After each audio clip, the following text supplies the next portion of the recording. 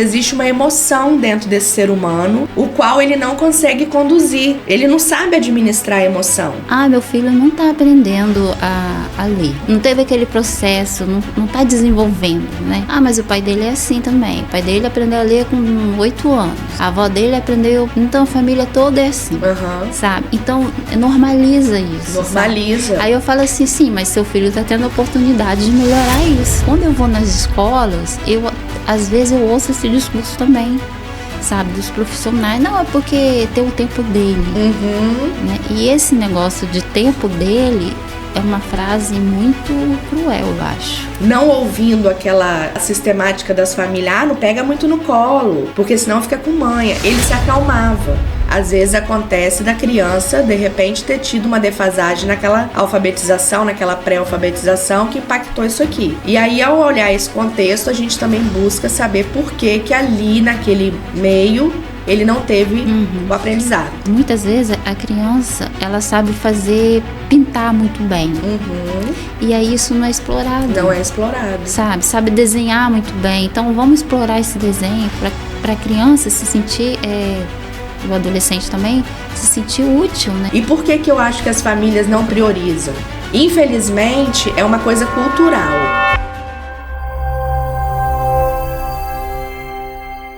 Olá pessoal, meu nome é Ana Paula de Menezes e bem-vindo ao Aflorar Podcast. Hoje nós vamos conversar com a May, né? Então a gente vai falar hoje sobre a saúde mental das crianças no contexto escolar. E nossa convidada hoje é a May, que está aqui com a gente, né? Então eu vou fazer a apresentação da May para vocês. A May Stutzer, é assim? Tá certo? Isso, A May Stutzer, que é pedagoga, neuropsicopedagoga clínica e institucional, com formação sólida em neuroeducação, psicologia infantil e educacional, além de neurociência e comportamento. A May atua diretamente na interseção entre educação, saúde mental e neurociência, tanto no contexto escolar quanto clínico, acompanhando crianças e adolescentes com dificuldades de aprendizagem, atenção, funções executivas, leitura, escrita e matemática. Ela tem uma vivência muito concreta de sala de aula, sendo professora regente do ensino fundamental, o que traz um olhar extremamente realista sobre o impacto das questões emocionais e comportamentais no processo de aprender. Além disso, atua em clínica multiprofissional e em consultório próprio, realizando avaliações e intervenções neuropsicopedagógicas baseadas em evidências científicas, sempre com um cuidado especial em diferenciar dificuldades de aprendizagem, ansiedade e o que hoje tem sido chamado muitas vezes de forma equivocada de TDAH, que é o transtorno déficit de atenção e hiperatividade. A May defende uma educação mais consciente, responsável e humanizada, que respeita a singularidade de cada criança, evita a banalização de diagnóstico e entende que aprender envolve cérebro, emoção, ambiente e vínculos. Hoje, ela vai contribuir com a gente, trazendo esse olhar técnico, prático e sensível sobre como a saúde mental impacta diretamente a aprendizagem. Menina, quase ficou sem fôlego de tanto que leu. Nossa, é muita coisa. Que bom, né? A gente ter um profissional assim aqui na nossa cidade. Muito bom. Muito obrigada. Então, seja bem-vindo. Obrigada. Né, que vai ser muito bom ter você aqui hoje. Vamos aflorar. Vamos aflorar, claro. Então, May, conta pra gente por que você se interessou em trabalhar com crianças? Como que foi esse começo? Então, quero dar um oi para todo mundo. Sejam bem-vindos aqui a Aflorar Podcast.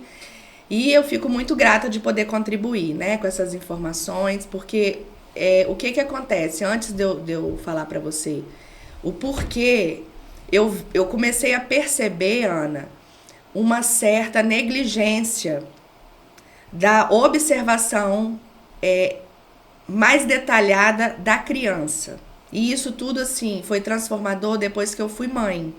Porque antes eu não tinha esse olhar tão aflorado para esse tipo de situação. E quando eu fui mãe, eu comecei a perceber o seguinte, que uma criança, ela não é só um ser humano, não vem pronto, né?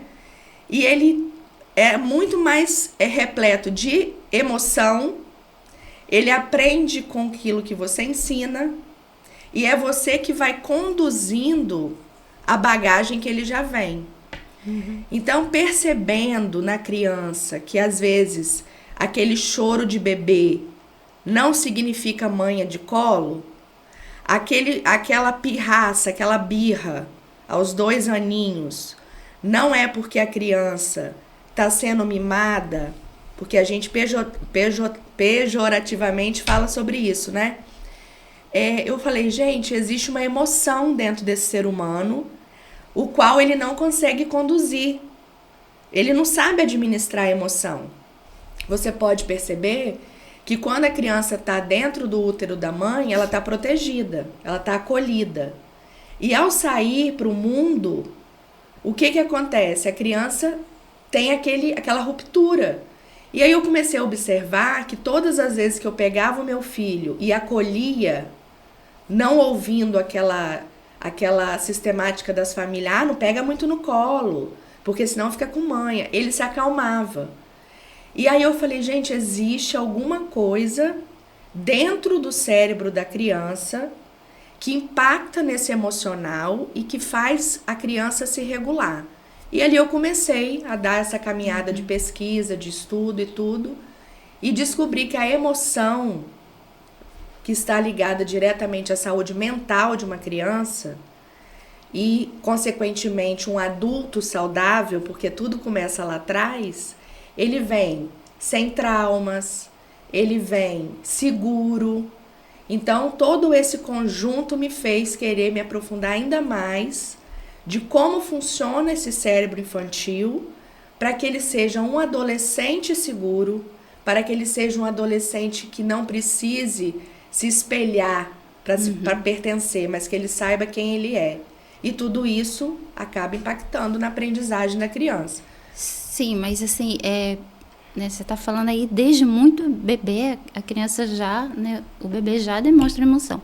Tanto é que a partir dos 10 meses, ou 10 semanas, ele já consegue perceber as emoções dos pais. Exatamente. O bebê não vai saber se expressar, né? Ah, minha mãe está triste, não vai saber. Mas ele vai perceber pelo tato, pela voz, né? Como que essa mãe tá, como que esse pai tá. E a partir de 1 ano, mais ou menos, ele já consegue, o bebê já consegue perceber a emoção dos outros, não só dos pais. E tudo isso ele vai absorvendo. Vai absorvendo. Então, às vezes, né, a gente repara que às vezes uma pessoa está com o bebê no colo, vamos supor, a mãe está com o bebê no colo, e ela chora, o bebê, né, assim, por volta de uns 10 meses, 11 meses, ele já fica olhando, ele já fica olhando meio assim, tipo, o que está acontecendo, sabe? Então, e aí, durante o processo, isso vai desenvolvendo, né? Isso. E por que eu trago, assim, essa questão de quando é bebê, a vida intrauterina? Porque às vezes a criança chega no consultório com seus 6, 7 anos, 8, 9, que é aquela fase ali que normalmente os pais começam a observar algum déficit na aprendizagem, a escola pontua alguma coisa. Existe um contexto, uma história que aquela criança traz junto com aquilo que ela está apresentando agora. Eu sempre falo o seguinte, que quando a escola chama a família para pontuar algo, a família me procura para pontuar aquilo que a escola relatou junto com algumas observações que ela fez. A criança já está gritando por socorro há muito tempo. Seja no comportamento, né? Às vezes dentro da escola aquela criança mais agressiva ou mais dispersa. E aí você vai olhar de onde essa criança veio, como foi a gestação, toda aquela anamnese que a gente faz, né? Para dar encaminhamento, você também tem essa caminhada. Você observa que às vezes não é aquilo ali foi a gota do copo que A gota do... Aquilo ali é só, muitas vezes, né, é só um grito, né? Exatamente. Olha, vocês estão agindo assim e eu estou me comportando dessa maneira. Já é aquela hora que a criança já não sabe mais como fazer, como administrar, porque ela realmente não sabe, e é aí que entra o olhar, né, da família de uma maneira muito mais cuidadosa. O nosso olhar, apesar de ser clínico, a gente tem também essa concepção de olhar para a criança com os olhos da emoção, procurando essa saúde mental dela, né? Então, isso vale muito a pena. Também envolvida a saúde mental na aprendizagem, né? Total. O que é neuropsicopedagogia? Então, Ana, a neuropsicopedagogia hoje, é até bom esclarecer isso para as pessoas, ela já é considerada uma área da saúde. Só que ela foca a união da ciência, da psicologia e da pedagogia. Então, além dela se preocupar com a aprendizagem da criança como um todo, ela tem embasamento tanto psicológico como científico. Então, ela se preocupa em saber exatamente isso. Como está o cérebro dessa criança, qual é as dificuldades, junto com o comportamental, que impacta na aprendizagem. Então, é esse tripé que faz com que esse trabalho seja realmente algo assim transformador para uma vida inteira. A gente não vai resolver a causa, a consequência do que está acontecendo. A gente vai lá na causa do problema. E aí acha muita coisa. Acha muita coisa, até o que não precisa. Até o que está escondido, né? Até o que está escondido, exatamente. E aqui na cidade, você acha que, né, você na sua prática, você acha que os responsáveis são muito resistentes quando você percebe alguma situação na criança? Acho. Tenho certeza. Pelo seguinte, olha o que eu observo. As famílias, elas não veem a nossa especialidade como algo fundamental para o desenvolvimento da criança. Ainda é considerado uma coisa supérflua. Se sobrar, a gente faz. Se precisar mesmo, a gente faz. E normalmente ainda está muito especulado que a busca pela nossa área, pela nossa especialidade, e eu recebo muita busca dessa, é para reforço escolar. A criança está indo mal nas provas, e normalmente é isso que acontece ali pelo final do trimestre. A mãe vem, porque meu filho tá ruim nas provas, meu filho cai o rendimento. E aí vem achando que é um reforço escolar especializado. Não que a gente não tenha esse olhar de reforço. É óbvio que a gente vai olhar ali. Mas só que acontece que a nossa visão é em cima por o motivo pelo qual ele não está aprendendo. E não porque ele não aprendeu a somar. Tem alguma coisa por trás daquilo ali, algum distúrbio. Então a gente precisa analisar. E nem tudo é um distúrbio neurológico, né? De neuroaprendizagem. Às vezes acontece da criança, de repente, ter tido uma defasagem naquela alfabetização, naquela pré-alfabetização que impactou isso aqui. E aí, ao olhar esse contexto, a gente também busca saber por que ali, naquele meio, ele não teve o aprendizado. E por que eu acho que as famílias não priorizam? Infelizmente, é uma coisa cultural, não no sentido nacional. Tem grandes centros que isso já faz parte da rotina da família. Assim como a mulher procura os exames anuais dela, de preventivo e tudo, já entrou na grade familiar esse tipo de especialidade. E as famílias que buscam já coloca mesmo assim que foi um divisor de águas, a transformação da criança, a mudança e tudo. Então, é um trabalho de formiguinha para fazer com que as famílias entendam que nós somos profissionais da área da educação que trabalhamos o cérebro da criança e do adolescente para transformar, ajudar e contribuir com a família. E não só algo supérfluo dentro da aprendizagem. Eu também vejo isso no meu trabalho, né, muitos anos. E assim, é um trabalho de formiguinha, mas você fala, né, vamos supor, chegou lá no meu consultório. E aí o que eu ouço muito, meu filho não está aprendendo a ler, né? Assim, mas já está com 6 anos, não sabe nada, não teve aquele processo, não está desenvolvendo, né? E aí a mãe fala assim, mas o pai dele é assim também, o pai dele aprendeu a ler com 8 anos, a avó dele aprendeu... Então, a família toda é assim, sabe? Então, normaliza isso. Normaliza. Sabe? Aí eu falo assim, sim, mas seu filho está tendo a oportunidade de melhorar isso. Exatamente. Né? E aí eu falo, né, o que precisa ser feito e tal. Quando eu vou nas escolas, às vezes eu ouço esse discurso também, sabe? Dos profissionais. Não, é porque tem o tempo dele. Né? E esse negócio de tempo dele é uma frase muito cruel, eu acho. Sim. Porque chega lá no consultório, às vezes, criança com 10, 11 anos, a mãezinha bem assim, sem saber das coisas, né? Não tem, assim, um preparo, né? Um acompanhamento, uma conversa, ninguém nunca conversou com ela. Só fala, fulano tem o tempo dele, tem o tempo dela.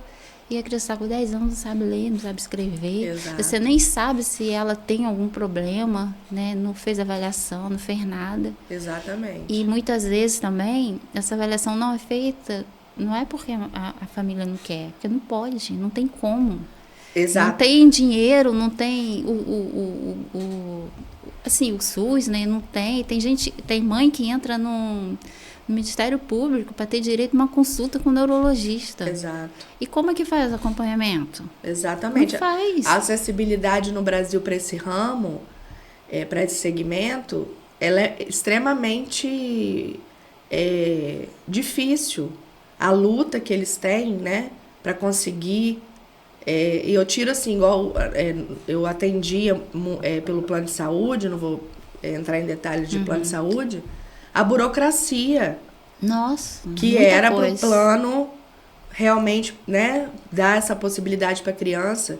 E essa questão do engessamento da família, de eu nasci, a síndrome da Gabriela, né? Síndrome da Gabriela, E acaba que, meu marido era assim, o pai dele era assim, mas eu justamente eu entro nesse quesito que você falou, mas pera lá, você vai continuar com essa raiz? Sim. Porque já perguntou pro seu marido se ele não sofre com isso, se ele não sofreu? Você já perguntou pro pai dele como que foi, se ele também não sofreu? Certa vez, um rapaz falou assim que quando ele era criança, ele tinha todas essas características de TDAH e tal. E ele soube administrar. Ele passou por cima e hoje ele envelheceu e tudo. Eu falei, mas você passou por cima porque naquela época era a única solução que nós tínhamos. Porque não tinha o conhecimento que tem hoje. Não tem essa vivência, essa possibilidade da gente conhecer a fundo qual é a questão, qual é o problema. Aí você aprende a sobreviver.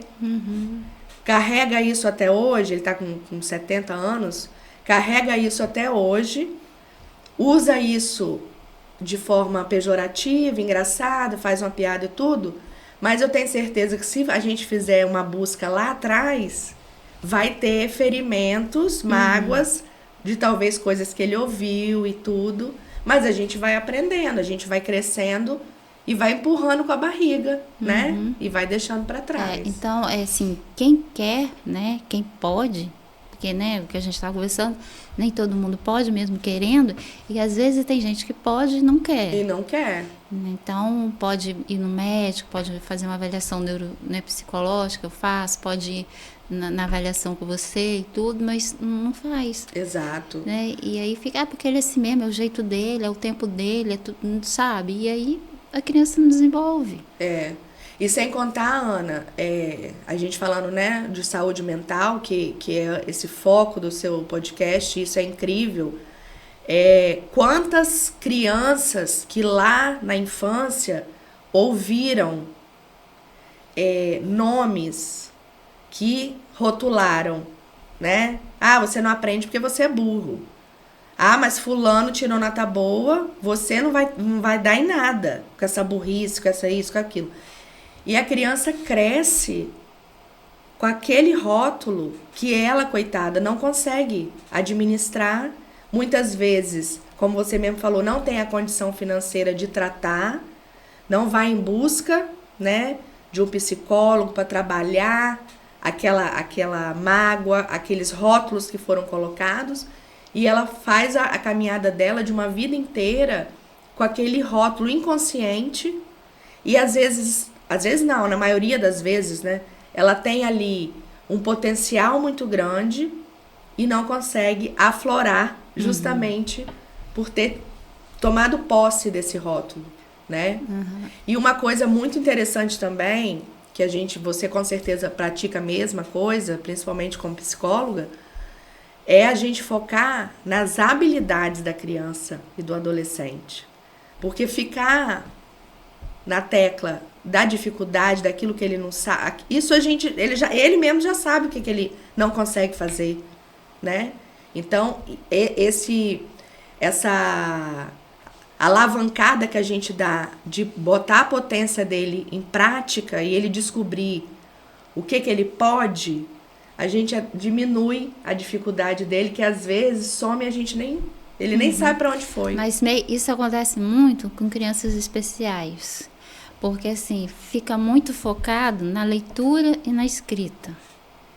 Só que às vezes a criança, ela não tem maturidade neurológica, mesmo estando maiorzinha, até adolescente, para aprender a ler e escrever.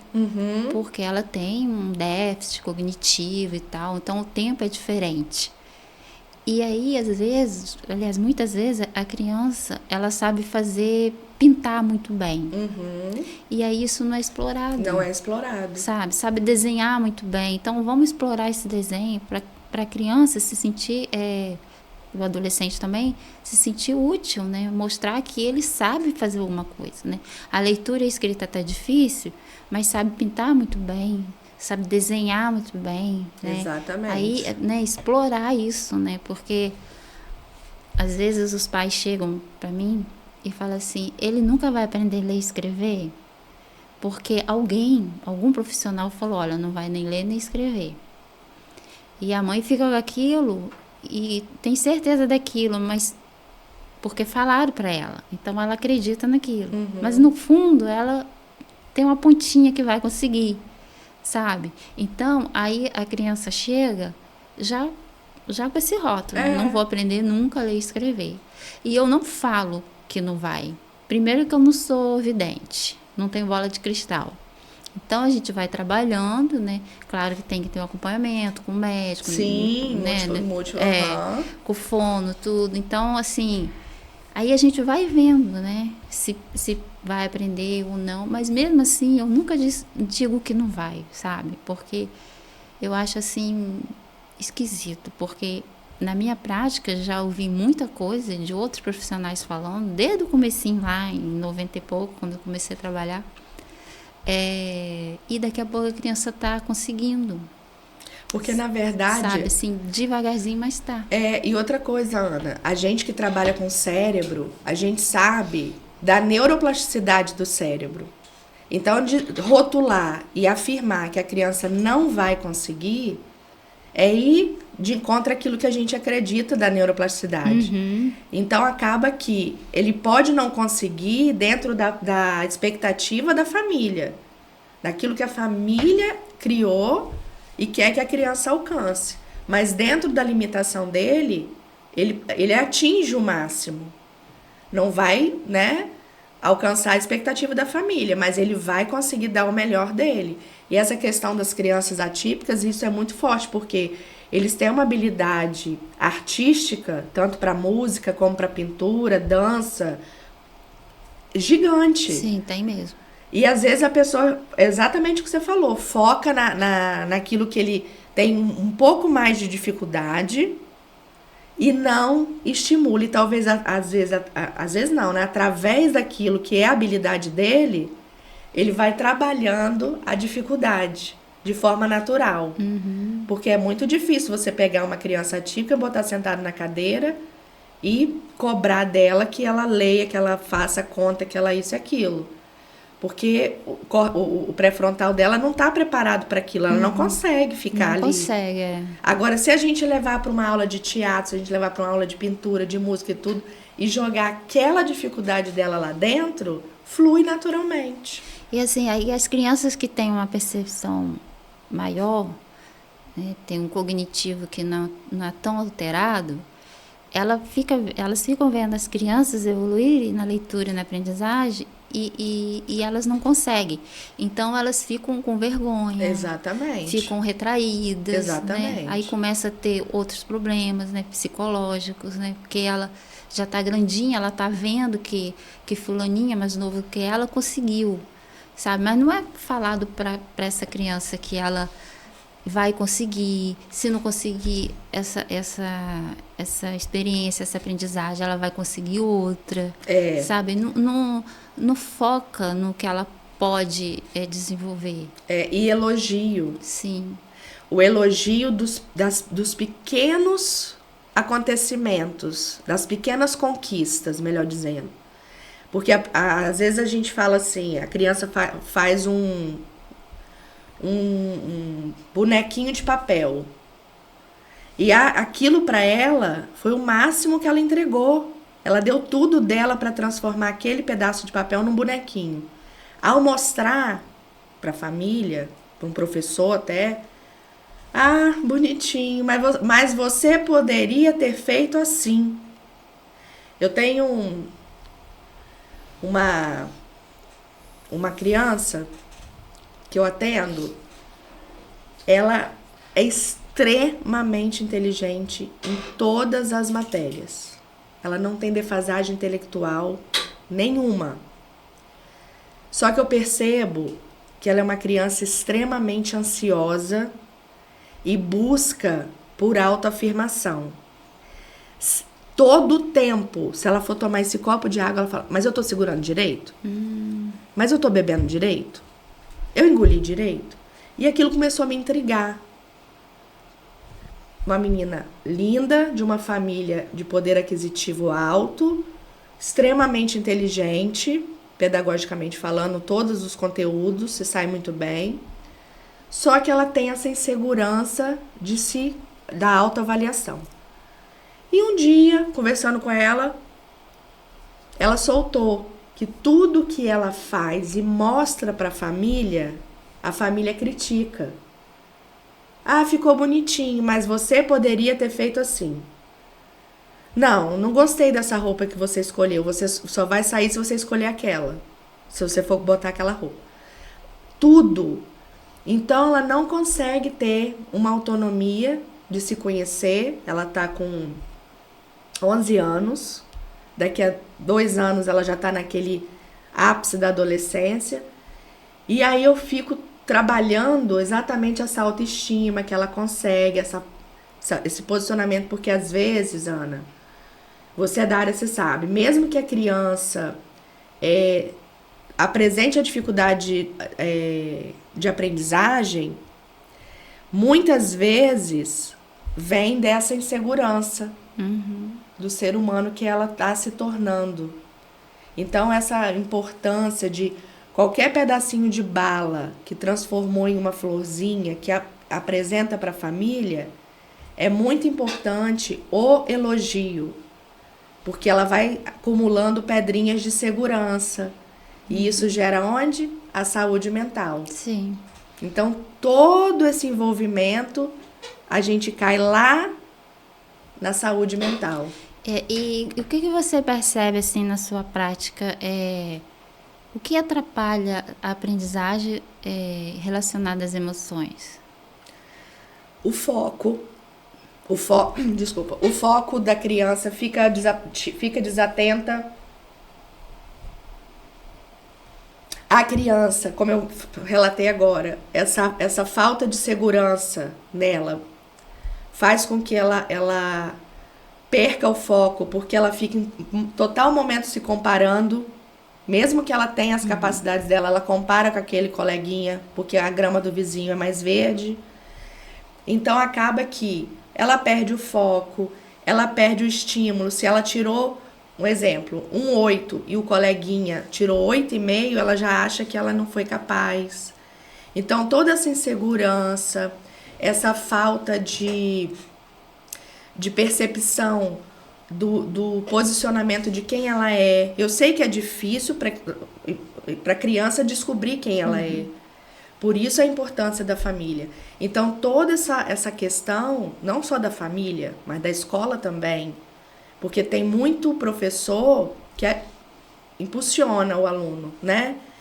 A gente vê grandes cientistas que lá, na época escolar, professores usavam de palavras pejorativas para diminuir, porque eles não eram muito bons na questão da matemática, do português, etc., mas eles foram grandes cientistas. E essa ponte que o professor fez de alavancar aquilo que ele tinha de dom, aquilo que ele tinha de qualidade, de especialidade, fez com que a gente pudesse hoje ter essa leva de cientistas. E se de repente eles tivessem escutado que eles eram fracassados, que eles não iam conseguir nada, né? Então, essa questão da saúde mental impacta diretamente na aprendizagem. Porque um cérebro, corpo são, mente sã, se um cérebro não tiver saudável, estruturado, a aprendizagem, qualquer método que você aplicar vai ser frustrado. E a família, às vezes, colabora muito para isso não evoluir, né? Exatamente. Então, você chama, você fala, você conversa, ou você percebe e nada. E nada. E aí aquela criança vai crescendo do jeito que vai, tipo, deixa a vida me levar mesmo e vai embora. Exatamente. Principalmente nos dias de hoje. Certa feita eu escutei uma fala dizendo assim que a nossa era digital é normal. É normal. As pessoas estão banalizando, criticando essa questão assim, porque a criança vive na tela, porque todo mundo hoje é cara na tela.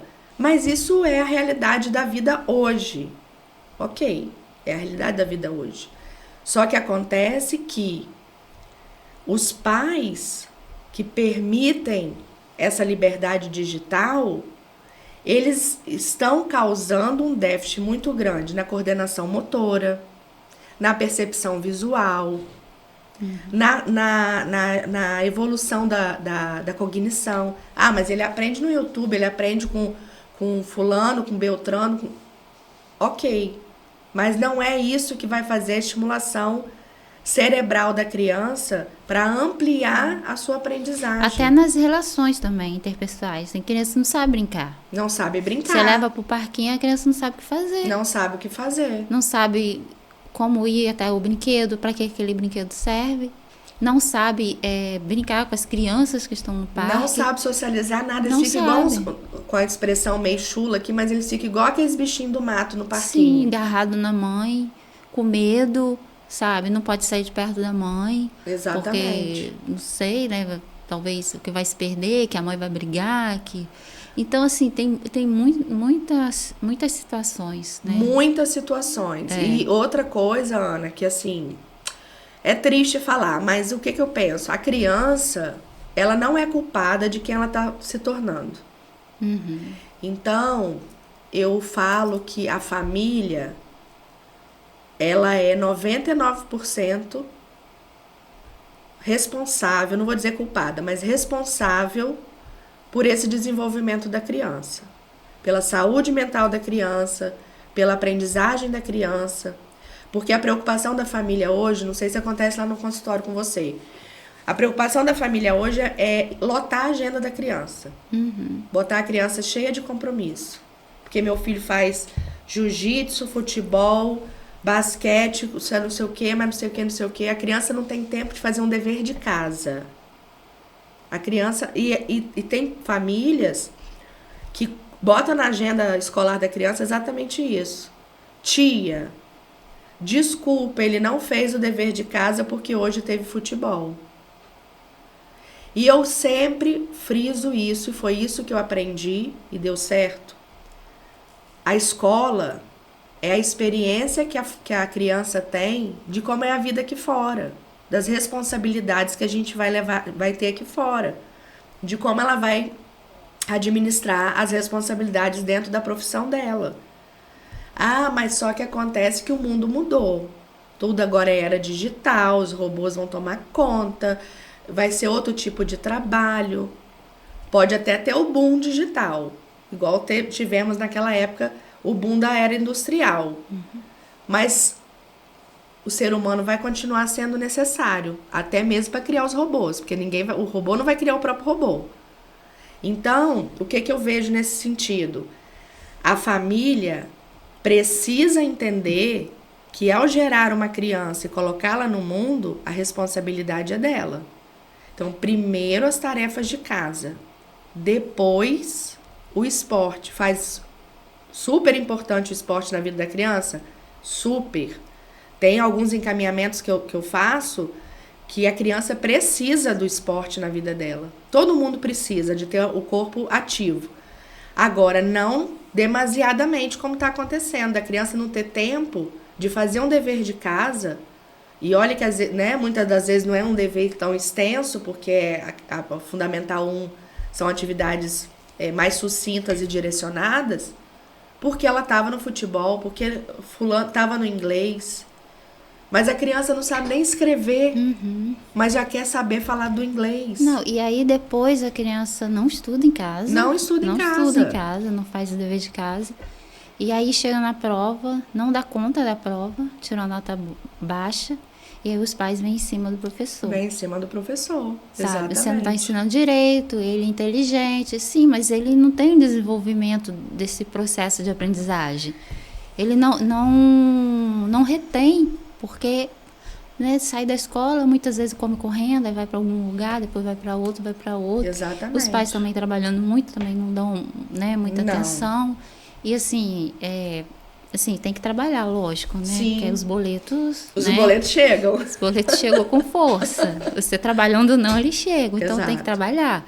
Mas, assim, tem que dar atenção também às crianças, sabe? Ver na escola como é que tá evoluindo. Eu sempre trabalhei e sempre eu arrumava um tempo de ir nas escolas. Eu também.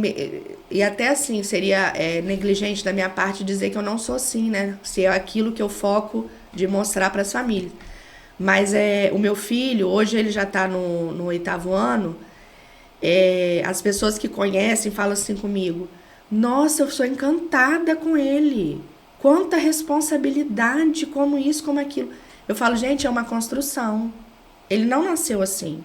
Só que lá atrás, eu fui ensinando para ele o horário da refeição, o horário do dever de casa, o horário do lazer, o horário do sono.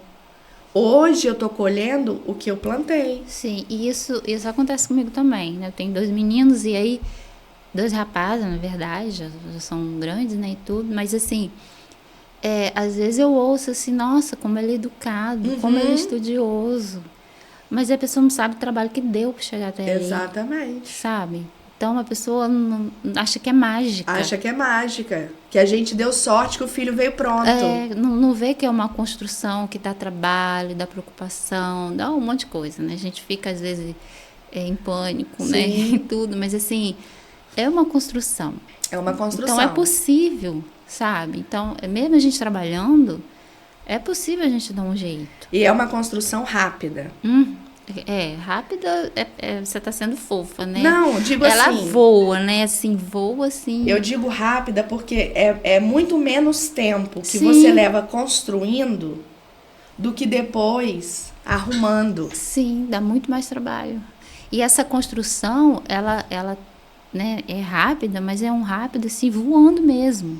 Quando você vê, seu filho já tá rapaz, quando você vê, seu filho já formou, quando você vê, seu filho já casou, sabe? E aí é tudo muito rápido. Tudo. E aí tudo que ficou lá atrás, né? O que você fez para chegar até agora? Sabe? Você tem orgulho do que você fez na criação dos seus filhos?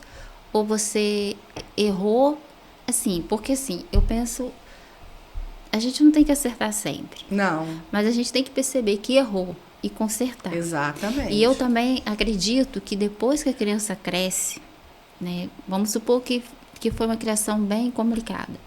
Depois que vira adulto, a responsabilidade não é mais dos pais, é da pessoa. Ela agora, ela é adulta, ela tem condições de saber o que aconteceu com ela, sabe? Então, consertar, né, assim, consertar entre aspas, o que Sim. aconteceu atrás é responsabilidade da pessoa, que agora cresceu, já é adulto. Uhum. Então tá, na minha história, o que aconteceu que tá gerando problema agora?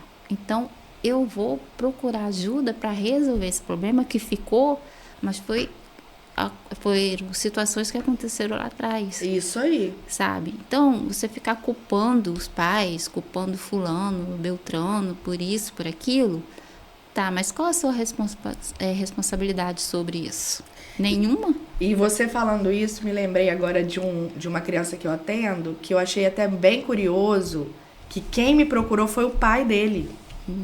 Para dizer que vê nele, na criança, quem ele era como criança.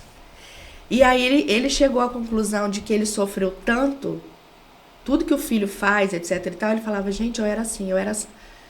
Ele procurou, falou, eu não quero que meu filho passe pelo que eu passei. Então a gente tem também o extremo, aquele que não quer priorizar e aquele que consegue se ver na criança, no filho, e fala, não, pera lá, eu vou procurar ajuda. Tá repetindo a situação. Exatamente. Assim como eu tenho certeza que tem famílias que vão ao seu encontro buscando esse acompanhamento, essa saúde mental, porque se começou a se ver fazendo coisas que a mãe fazia, que a avó fazia, que ela não quer dar continuidade naquilo. Tem também.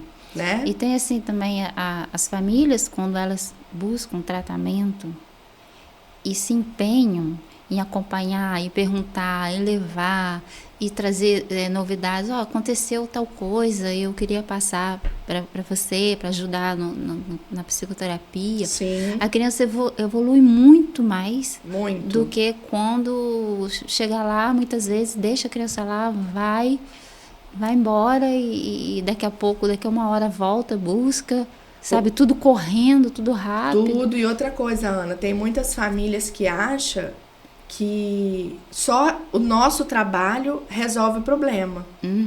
Né? Fecha a porta, toma aqui. Daqui a pouco, igual roupa na lavanderia. Você deixa a roupa suja lá, daqui a uma hora você passa, que a roupa tá limpinha, passada, dentro do saquinho pra você guardar no armário. E é um processo, igual você falou. A gente faz a nossa parte, entregamos a criança, a família tem que dar continuidade e a nossa conexão com a escola para que a escola também fortaleça isso, né? Apesar de perceber que a saúde mental dentro da escola também está gritando. Isso que eu ia te perguntar agora, o que você percebe, assim, nas escolas em relação à saúde mental? Porque, assim, eu já visitei algumas escolas, às vezes eu preciso ir, e, assim, eu não vejo nada, sabe? Eu vejo... Qual o projeto que vocês têm sobre saúde mental? Nós não temos projeto, não temos nada. Nada. E aí você vai conversar com um profissional que não é da área da saúde mental, e aí fala umas coisas pra você, né? No caso, assim, pra mim, fala umas coisas que eu, tipo, de onde saiu isso? Sabe? Assim, lê num livro, mas não tem embasamento nenhum, sabe? Muitas vezes, eu já até perguntei em algumas escolas, né? O que você entende por ansiedade? Que às vezes a criança tá com um grau de ansiedade altíssimo, e aí trabalha a aprendizagem. Não sabe.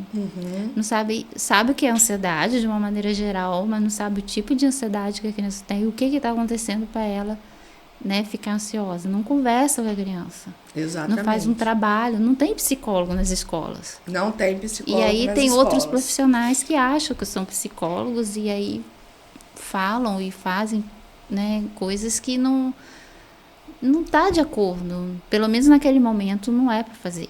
Porque assim, a psicologia, ela tem no consultório, ela também tem um processo, né? Então, por exemplo, se uma pessoa chega, uma criança, e a mãe fala, olha, o médico disse que ela tem depressão, ela tá assim, tal, todos os sintomas de depressão. Tem técnicas que eu não posso dar, porque eu pioro o quadro da criança. Também nos adultos também acontece. Sim. Eu tenho que esperar um tempo. E tem pessoas que chegam tão mal no consultório que eu não consigo trabalhar. Eu preciso que ela seja medicada, então eu preciso encaminhar para o médico. Porque aí ela vai aprumando mais e aí eu consigo trabalhar. Entendeu? Então, tem várias situações. E a escola, muitas vezes, não sabe o que fazer. Lá na sua prática, né, como professora, você percebe como essa situação? Então, hoje, eu percebo a escola numa linha de fogo. Por quê? Porque de um lado tem uma família necessitando de ajuda, a saúde mental da família também está pedindo socorro. Do outro lado, tem uma escola que tenta ajudar de alguma forma, mas ela acaba não podendo fazer tanto, porque a família não dá abertura. A família, antigamente, Ana, eu vejo que as escolas, antigamente mesmo, assim, década de 70, 80, que é da minha época, as escolas, elas eram uma extensão da casa. A autonomia que a escola tinha de cuidar do filho daquela família era aberta. A criança podia ser cuidada, chamada atenção. Tudo que a escola podia fazer para o desenvolvimento daquela criança, a família assinava embaixo, concordava com tudo. Porque ela sabia que a escola estava fazendo o melhor para o filho dela. Hoje em dia a gente não vê mais isso. As famílias, lógico, eu estou colocando de uma forma generalizada, vê a escola como não uma concorrente, mas como fala a palavra? Assim, é como se, tipo assim, toma, resolve tudo aí. Resolve, mas se você resolve, ela reclama. Reclama. Dependendo de como você vai resolver, reclama. Exatamente. Então, assim, se você, por exemplo, fala assim, olha, essa criança precisa de diminuir o esporte porque ela precisa focar um pouco mais numa rotina de estudo. Não, mas o importante é ela fazer esporte. Uhum. Assim como tem também assim, ó, a criança precisa passar por um especialista, fazer terapia, tarará. Ah, não vou gastar dinheiro com isso não, vou botar ela no esporte. Então, a família decide o que é melhor para a criança e não quer escutar o que a escola tem de sugestão e depois quer cobrar a escola que não resolveu nada.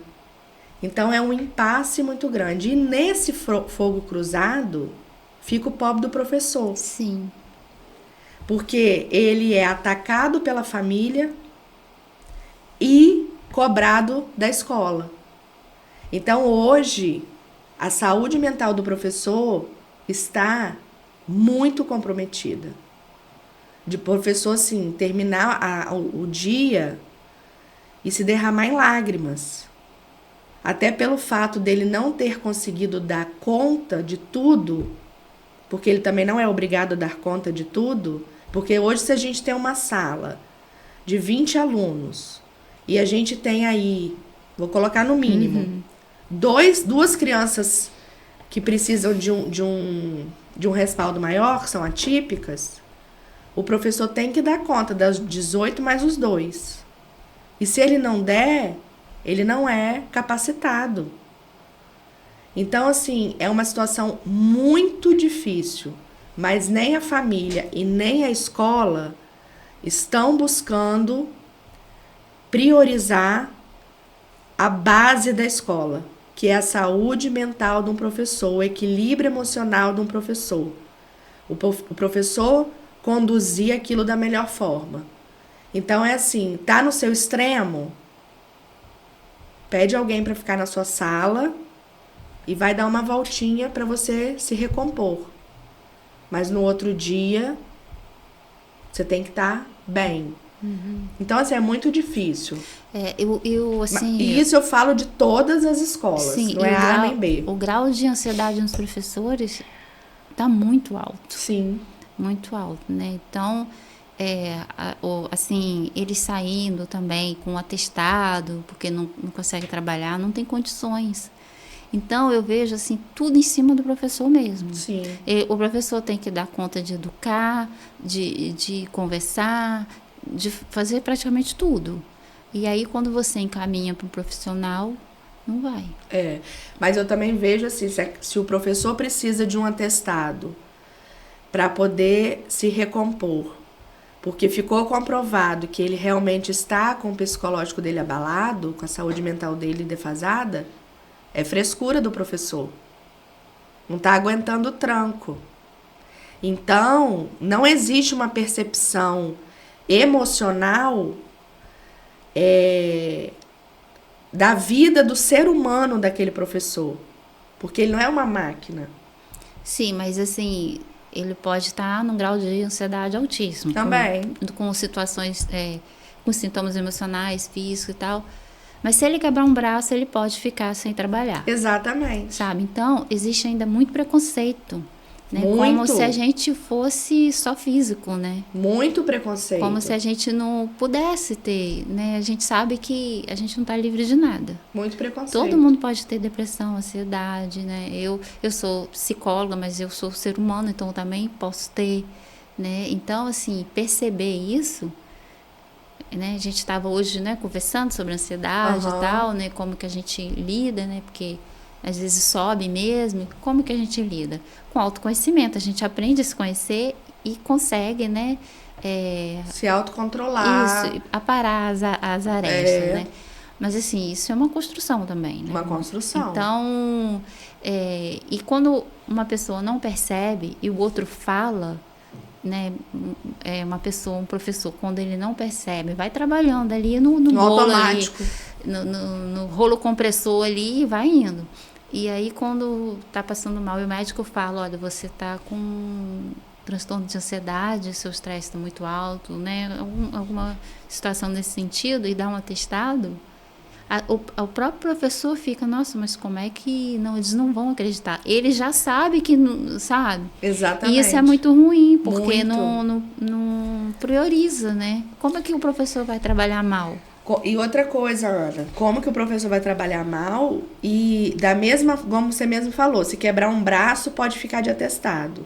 Se bater o dedinho no canto da porta, pode ficar de atestado. Se tiver uma virose, pode ficar de atestado. Mas a saúde mental precisava, no Brasil, não estou nem falando a nível de Guarapari, ser prioridade na vida do ser humano. Porque é a saúde mental que faz o resto do corpo funcionar.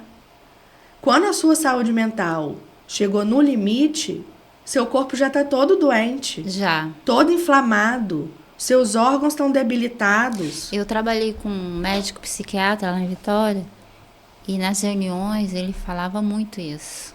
Ele falava assim, quando a gente adoece da mente, todos os órgãos adoecem. Exatamente. Porque seu estômago não funciona bem, seu coração não funciona bem, porque ele está sempre acelerado.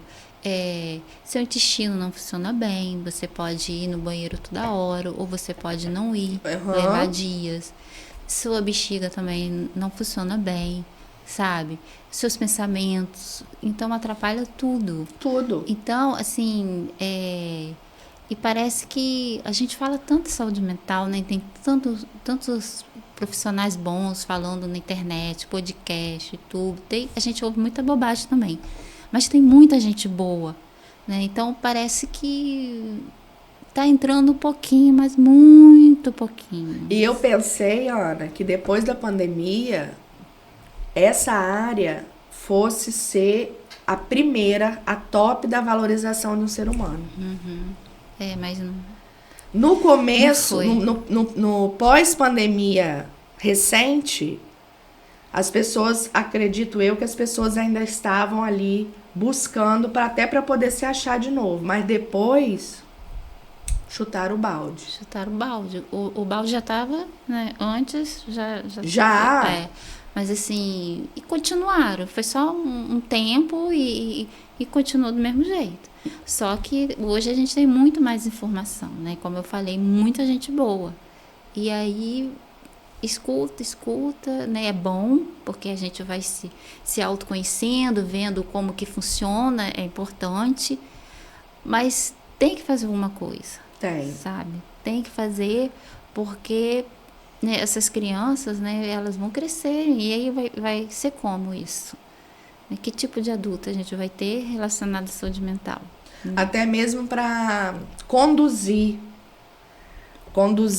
a família a esse novo mundo que a gente vive, essas novas exigências que o mundo tem, e conduzir as crianças. Não é que o digital seja ruim. Não é. Não sou contra o digital. Sou apaixonada pelo mundo digital, pelo mundo da IA. Acho uma evolução maravilhosa. Mas a gente precisa conduzir da melhor forma aonde é que a criança vai colocar toda essa informação digital que ela está absorvendo. Porque hoje elas aprendem coisas no YouTube, de forma geral, em joguinho, etc. E o que elas estão fazendo com essas informações? Elas estão guardando para usar onde depois? Porque é assim que funciona, né? O nosso cérebro. A gente vai guardar a informação para, num certo momento, lançar aquilo que a gente aprendeu. A fala da criança é assim, né? Você vai repetindo, porque a gente aprende por repetição, você vai repetindo ali, quando a criança é bebê, mamã, papá, mamã, até que a criança consegue falar mamãe. Então, essa alfabetização digital que a criança está recebendo, aonde é que ela vai administrar depois? Como é que ela vai colocar isso? Para onde ela vai direcionar tudo isso? Dependendo do que ela vê, não tem nem onde colocar, né? Porque é um negócio tão sem sentido, assim, só para ficar ali de cantinho de vaso, não tem? E outra coisa, Ana, que me veio à mente agora, é a comparação. A gente não vai entrar nesse quesito agora, que teria até que fazer um podcast só disso. Da quantidade de suicídios, né? Infanto-juvenis. Muito, Criança com 8, 9 anos. Até muito mesmo, triste isso. Além de suicídio, criminalidade. Porque a gente teve um caso aqui no Brasil, esse tempo atrás, né? Da criança que matou os pais, porque o pai não queria deixar o encontro lá digital que ela tinha feito. Então, quer dizer, olha a proporção. Mas é o que acontece. Do mesmo jeito que a gente tem um lado da comparação, que a grama do vizinho é verde, a gente acha que aquilo nunca vai acontecer com a nossa família. Que aquele problema que a gente assiste lá na televisão é em grandes centros. Aqui na minha casa isso não vai acontecer. E a comparação assim, é muito séria, né? Até em Muito. adulto.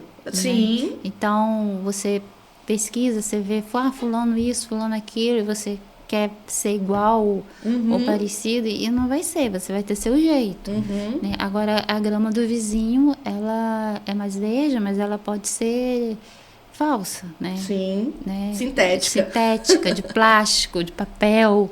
Exatamente. Sabe? Então, a gente não sabe realmente que grama é do vizinho, né? A gente só imagina. Então, a gente fica imaginando, mas quando fecha a porta daquela casa, como que é lá dentro? Só eles sabem. Só né? eles sabem. Então, assim, é bem complicado, né, essa situação aí. E, assim, o que você percebe, assim, quando você tem uma criança, assim, bem prejudicada, assim, na aprendizagem? Você já teve alguma, assim, percepção disso, bem forte, assim, a ponto de você falar com os outros professores, tipo assim, pedir ajuda para alguma situação daquela criança e não ter ajuda? Sim, acontece de você alinhar ali a necessidade da criança, perceber o que ela precisa, você passar para a família e passar para o professor, para a escola, né? E direcionar, olha, essa criança está apresentando isso, isso e isso, hipoteticamente assim, assim. Vocês poderiam fazer o trabalho dessa forma para a gente poder alcançar esse objetivo. E isso não aconteceu. Então, assim, o meu trabalho sozinha não resolve. É um tripé. E nesse tripé, se eu vou lá e coloco para a família, para a escola, a necessidade de que aconteça dessa forma, é porque eu já percebi alguma coisa, e se a gente aplicar dessa maneira, a gente vai ter um resultado melhor. Porque do jeito que está indo, não vai dar. E eu não ser abraçada nem pela família e nem pela escola. Teve a desistência da família, porque gostaria de continuar com a criança apresentando as mesmas situações. Então, assim, eu tenho como ir até aqui.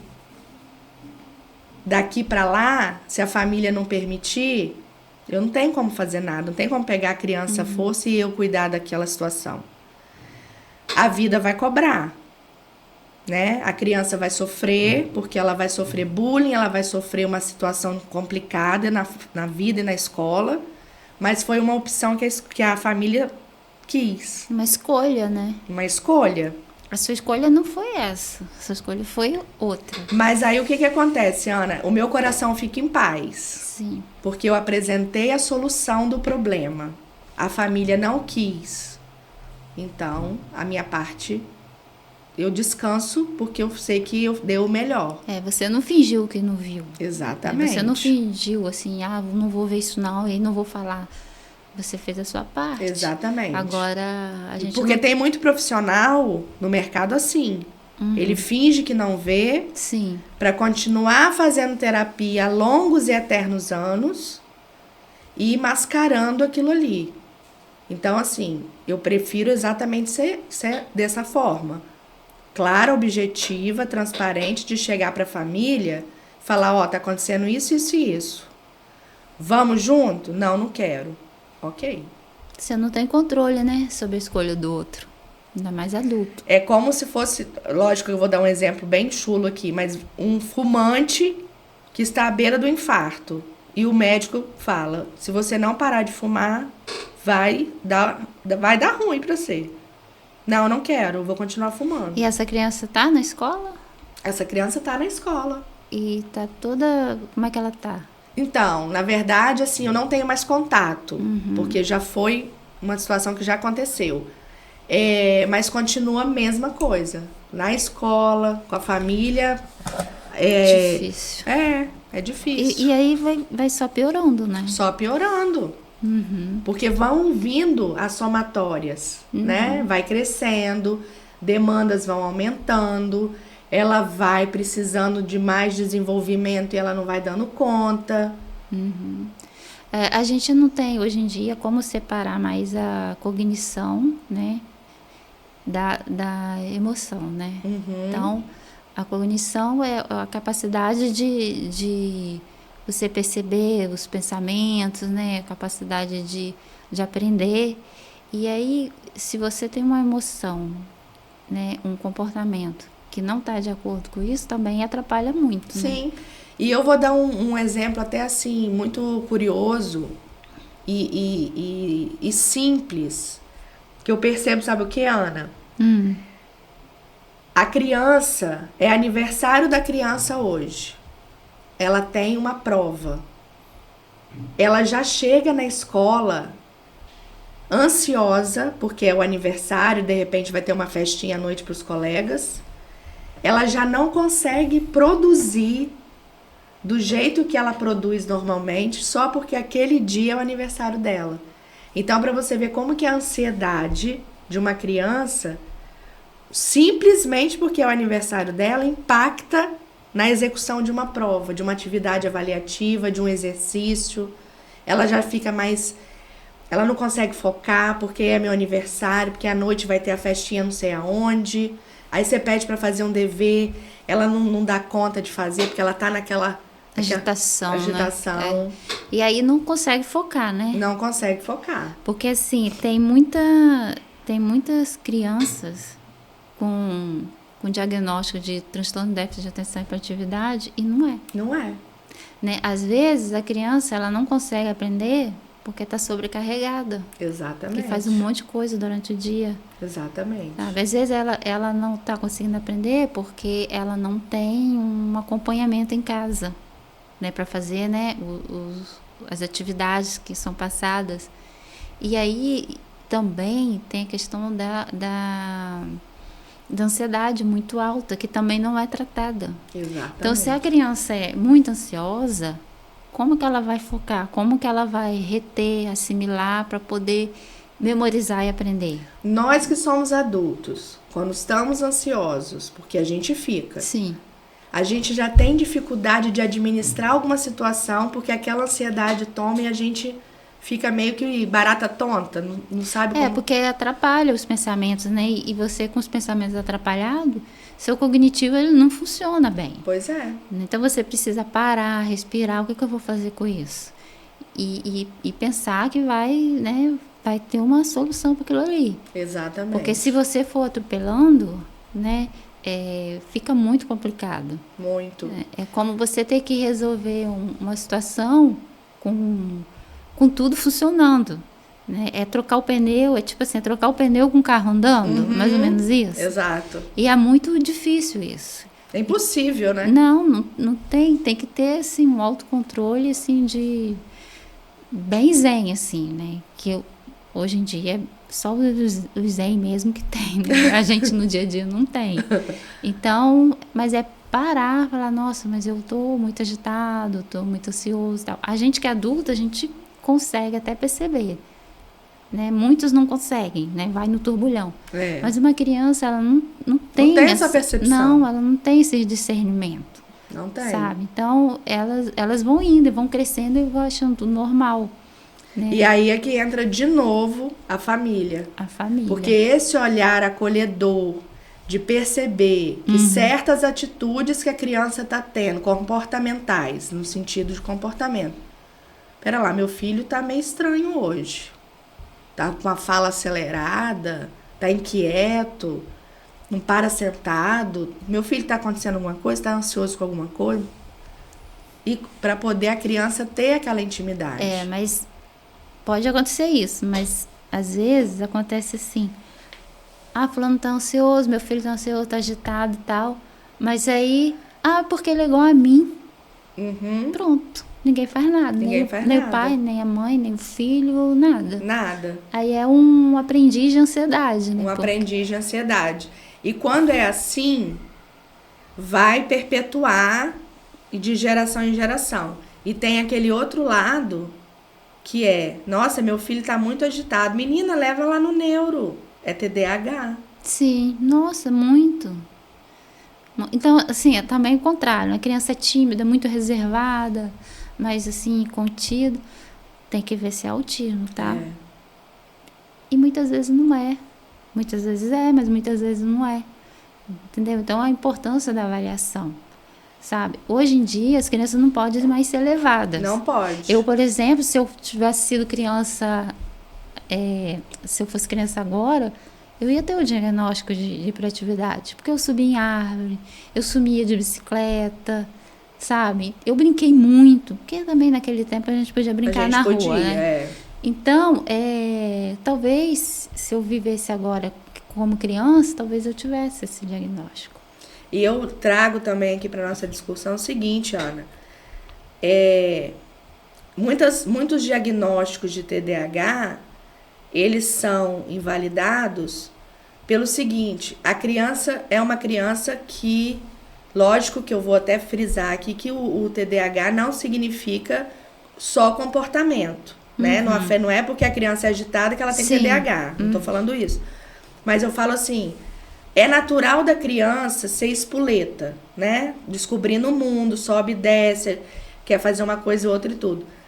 E ela ainda vive no clasulo do apartamento, na tela, Cadê a dopamina? Vai jogar essa energia aonde? Aonde? Aí ela vai para onde que é o espaço dela de vivência? Escola. Ela não para 1 minuto. Aí a professor chama para uma reunião. Olha, não para quieto, ele não fica sentado, ele sobe e desce. Ah, vou levar no neuro. Mas não é, gente. Vamos avaliar? Está impactando a aprendizagem? Está afetando o sono? Como é que está isso? Aquela gama de protocolo que a gente aplica para poder a gente desconfiar, para depois o neuro avaliar. Tem uma hipótese, né? Porque às vezes a criança está ali, naquela agitação, porque ela é uma criança que mora em 70 metros quadrados e fica no celular o dia todo. Ela vai canalizar essa energia para onde? Uns canalizam para a escola de agito e outros canalizam, de repente, para comida. Aí a gente já vai para aquela outro viés. E tem criança até que fica até agressiva, né? Também. Fica agitada, assim, nervosa, agressiva mesmo. Porque né? não sabe lidar, Não né? sabe lidar, porque vai jogar onde essa energia? Preso no apartamento, né? Pequenininho, né? Porque hoje em dia é tudo pequeno. Não corre, não brinca.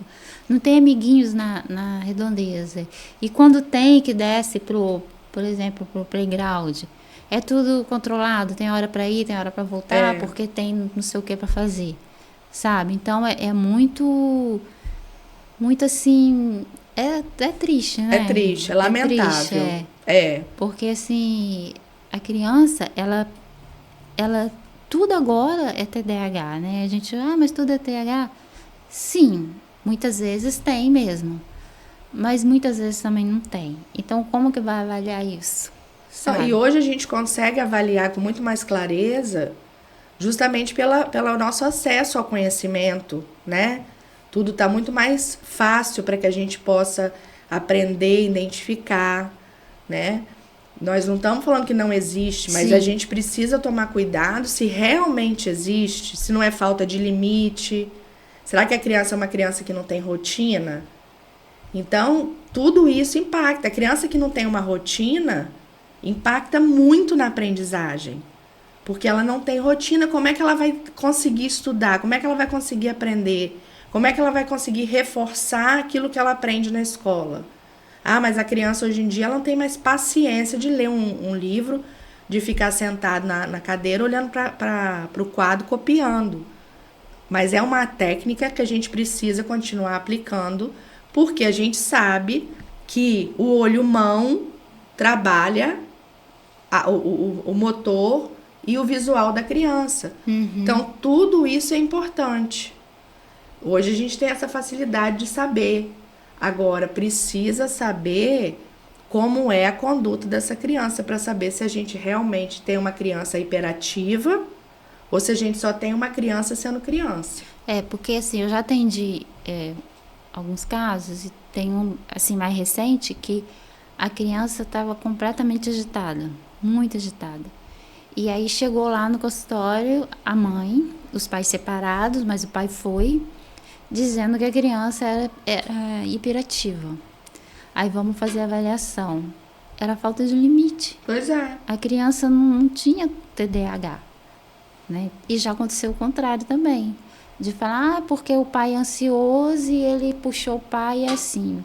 Aí vamos fazer a avaliação, tem TDAH.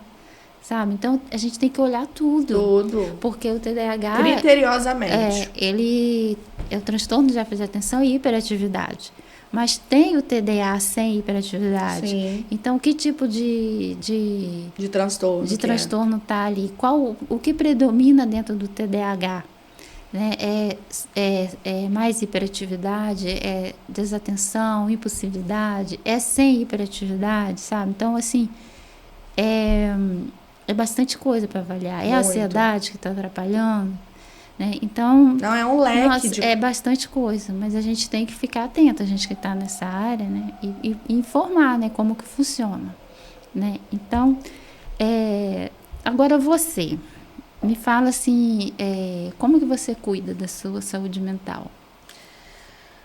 Ana, nesse turbilhão de coisas, eu busco assim, a primeira coisa que eu foco é a minha espiritualidade. A espiritualidade, ela me dá um direcionamento muito grande para resolver todas as coisas. Então, a minha base é essa conexão com Deus. É a minha fonte de terapia, de equilíbrio. E o esporte, a alimentação, a leitura. E saber que a cada dia a gente tem que buscar ser melhor do que ontem, né? E colocar sementes para ser melhor ainda amanhã.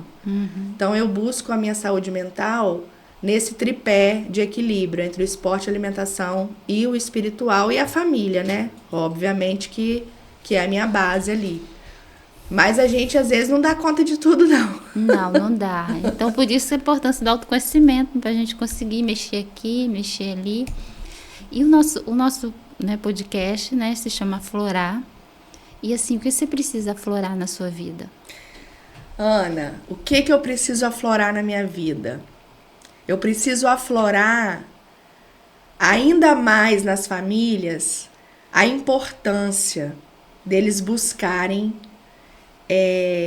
esse conhecimento da nossa especialidade, da nossa área, para que a gente possa entrar cada vez mais nessa transformação dessas crianças, desses adolescentes, que futuramente serão adultos, serão nossos futuros políticos, médicos e advogados. Então, eu quero que esse aflorar de toda essa capacidade, de toda essa possibilidade que a minha especialidade tem, encontre mais famílias e que as famílias se conscientizem cada vez mais da importância dessa terapia, desse acompanhamento, para que as crianças e os adolescentes aflorem o melhor que eles têm dentro deles. A gente precisa, né, de profissionais assim como você. Isso, é verdade.